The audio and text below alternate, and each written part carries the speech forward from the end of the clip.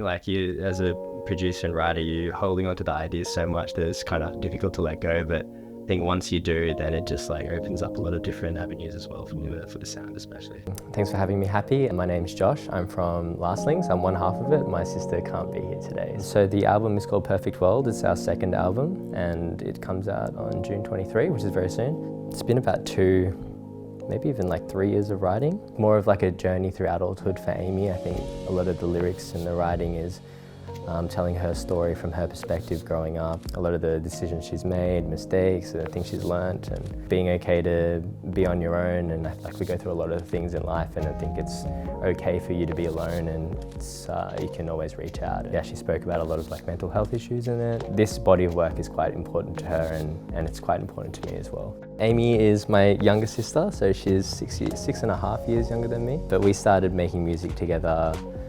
I was basically playing in bands, and then I think Amy would come in after we'd finished band practice, and then she'd come and fiddle around on the instruments with us, and then we'd just do some covers together. We recorded a few, and family and friends naturally were like, oh, you guys should do this. And so we took it a little bit more seriously, produced a song together, and then yeah.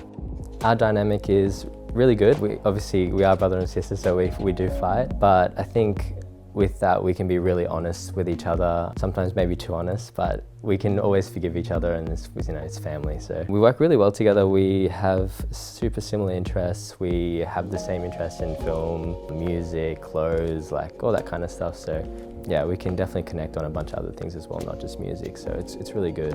Once we've like finished most of our demoing and written our music together, we do work with other producers as well. Like for this album that we just did, we worked with Simon Lamb from Clo, a really great duo. And then he did a lot of ad production on this album and then mixed the album. He was very instrumental in the process. We don't do a lot of like collaborative stuff, and I think it was just really nice working with him because it felt really natural in the studio, and super friendly, really nice. And we also work with Emmett Fenn and also Rinzen, like a techno house kind of producer for one of the songs. So that was really interesting, just going back and forward over the internet basically. So I think we've basically been front loading a lot of the album off before we've actually released it. So we've done, by the time this comes out, probably maybe 3 or 4 singles, I think. I think we'll have 5 out by the time we get the album out. So the album's coming out June 23. Yeah, the latest single. We wrote that song when I moved to Melbourne with Amy 2 years ago, I think 2.5 maybe. I had no furniture in the house, like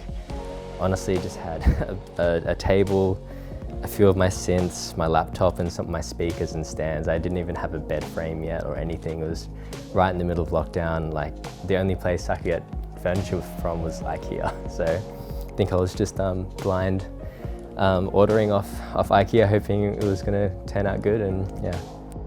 We've got the Forum show coming up soon, which we're really excited about. It's definitely a bucket list venue for us. It's so beautiful. It's just such an amazing venue, so we're really excited to be there. And then we're playing in Sydney, Brisbane, and then also Perth and then also Splendour to finish off the tour in Australia.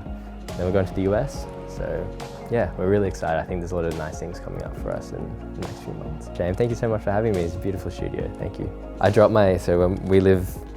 My parents live on Talawabudra Valley on the Gold Coast, which is like quite rainforesty. I dropped my phone down the side of like the house, and it's like a pole home. So I had to crawl underneath to go get it, and like I was just screaming the whole time going, ah! I fucking hate spiders.